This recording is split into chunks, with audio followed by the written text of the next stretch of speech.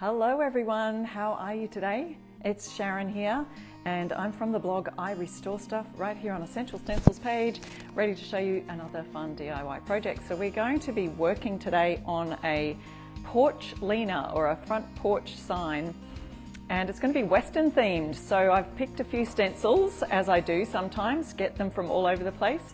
Okay, so I'm going to be doing a Western theme. I've got my stencils kind of partially laid out here on this huge board. It's just a plywood board, which is fun to work with. All right, so I'm going to be using a couple of different sets from different things, but one of the main sets I'll be using today is these gorgeous Western letters. They are called Western letters.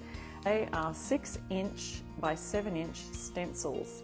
So they are, you can see the A there, look at that cool Western font. I'm also going to be using one of the stencil sets from the Stencil of the Month Club from a couple of months ago. I think it was Melissa's design.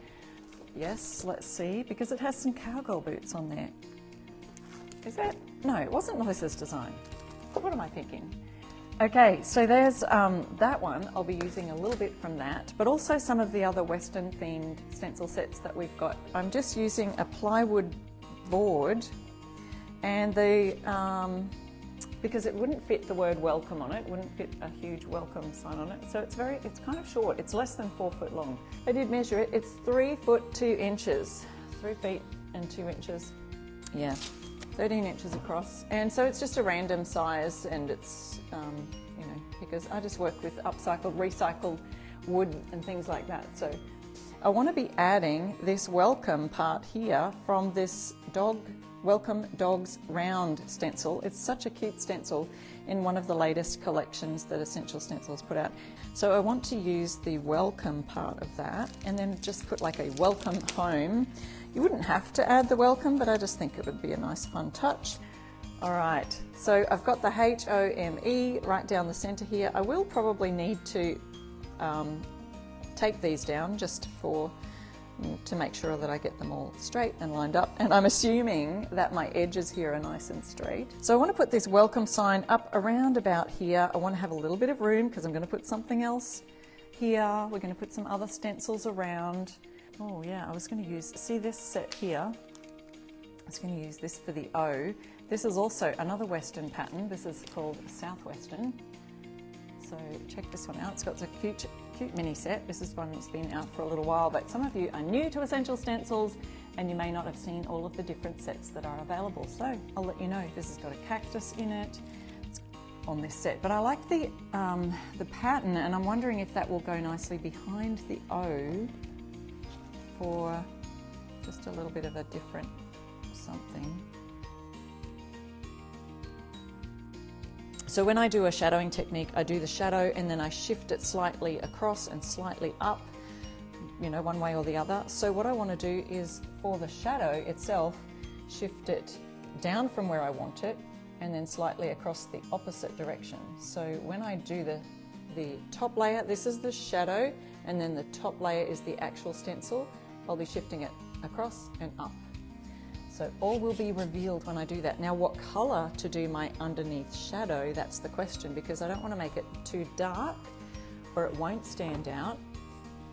I thought Western, we could either do mustard, because I'll be doing white for the actual letters to really pop out, but for the shadow part, maybe a bit of gold. What do you think? Mustard or gold? I'll be using mustard elsewhere on the stencil as well. Maybe we'll go for a bit of gold. I'm wondering if the gold will actually show, because the gold can be a little bit translucent. Lots of people saying mustard now. Maybe mustard. I'll go with mustard. Now I have my cardboard here, which is just a cereal box, literally. And so this is going to be used for offloading our stencil brush. These brushes are back in stock, you guys, so don't forget, use my code I Restore Stuff, save 10%. Brushes are back in stock. These are going to be quite large letters, but for the shadowing, so for the actual stencil, I'll use this brush. I do have a couple of sets, so that's always handy. And then I'll use this 3/4 inch one just to do the shadowing section. So when I do the shadowing, because I'm going to move my stencil up and across this way, the shadow is going to appear just on these sides, the bottom and the side. Okay, so we're going to go down the side and down the bottom of here with our gold. Oh, that is nice and sparkly, and it does stand out, so I'm happy with that. So just coming in from the sides there, this is going to form a shadow. And again, we're going on the sides here. Probably didn't have to worry, my brush doesn't look like it would have reached the edge, but you never know. With the thicker, the larger the brush size that you use, the more chance you've got of sort of going over the edge of your stencils a bit more. Oh, we need to get the bottoms of these too. Didn't think about that. So it'll be on this edge of the M. So the shadow, I forgot about that. It'll also come, it'll show on these sides here. So we do want to get some of that anywhere that it's on the left side. So up here. You could do the entire piece if you wanted to. So I'm just going along the sides and the bottom of all of the areas of the letters, and just remembering that these parts will show here, I think. No, what am I doing? The bottom of it. We're also going to move and shift our entire stencil, so I'm just lifting that. So we've got it on our shadow. See how I've joined those together now, so it's not going to be, so there's, that looks great in gold. I do like it. So now we're going to move it across to my right, your left, just slightly, and then we're going to move it up slightly. And so I was going to put my pattern underneath the O. I can still do that. Just want to see how that turns out with a pattern behind it. See, I experiment with these things so you guys can try it yourself. If you like it. If you don't like it, you can leave it out. All right, we've got our brush. I'm just using Fusion's Cashmere. It's an off-white colour. Now look how much is on the brush. It's quite loaded. I need to offload that onto my cardboard right here.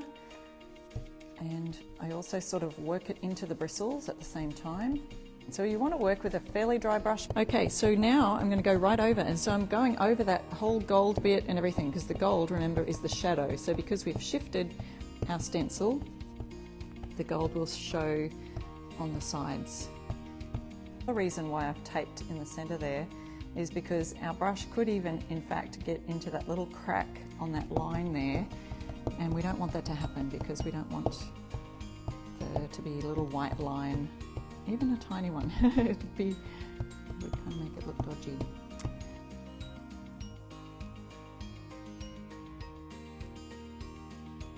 So this O, I'm a bit worried how that's going to turn out, because I think I need to have this outline here, and the pattern isn't going to let me do an outline. So I might have to go back and do something with this. It will look kind of a little bit weird if I don't do something about once we've finished all these letters. This one I'm sort of pouncing the brush and wriggling it into those patterned areas with my large brush.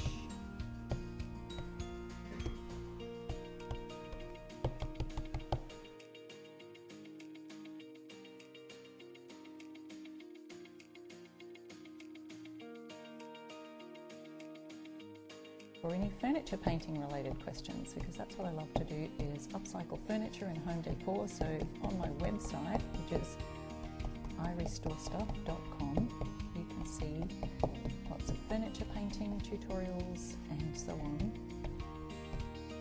I'm nearly finished here.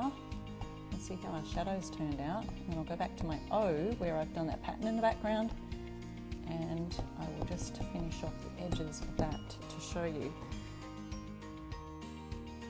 Okay, let's see. I'll take this O pattern out. So what I'm going to do is just lay that back down exactly where it is. I've got hardly any on my brush. I'm just going to go around these edges with a really swirly motion, and it'll give it some definition to finish off the edge. So see how I'm doing that? It's just kind of creating a bit of a shadowy effect on the outside, and I'll show you what that looks like. So now we can see that's a more defined O. on that top here, I thought I'd add this welcome, so it says welcome home. So let's put the welcome up the top of our set here. Can you see that? Making sure I'm in the right shot.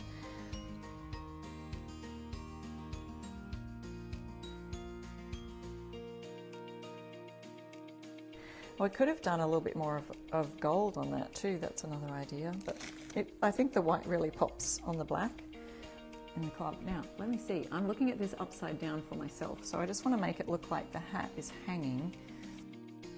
Yeah, you could always mix a bit of brown. The brown, excuse me, I feel like it would be very dark against the dark, but so I didn't offload the mustard over here because there's so much paint on the brush. I want to use it, I mean, because this hat is quite a large space, a large area to cover. I thought I'd just put it straight in the middle. Oh, got a little tickle in my throat. Now I'm sort of now spreading that paint out. I'm actually going to, well, it's coming across, we can make it just outside of the letter E. You can see through the stencils here. So I'm going to go ahead and do that in this mustard colour. What do you call that leather that looks sort of almost that mustardy coloured leather that's kind of in at the moment? We've got a couch that we bought for our new house that's in that beautiful colour.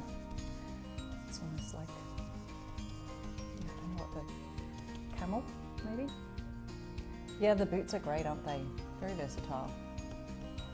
I use them for so many things.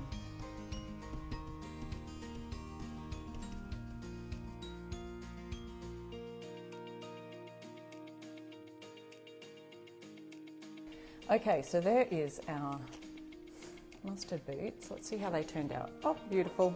So you could fill those in or use different colours for different patterns. I just want to have a look at our hat here. How's that looking? We've got welcome, home. I like the hat hanging off the H there. So what I'm going to do is just go across the edges here and see if you can see that. It may not turn out too well. Sort of adding a bit of white distressed look coming off the edges. I'm going to come in a little bit at the corners, so just to bring in that a bit more. Again, over the other side you could do a similar thing. It's better to go off the edge, so if you can see the direction my brush is going, off the edge rather than on. Let's see that there. I don't know if you can see that effect there.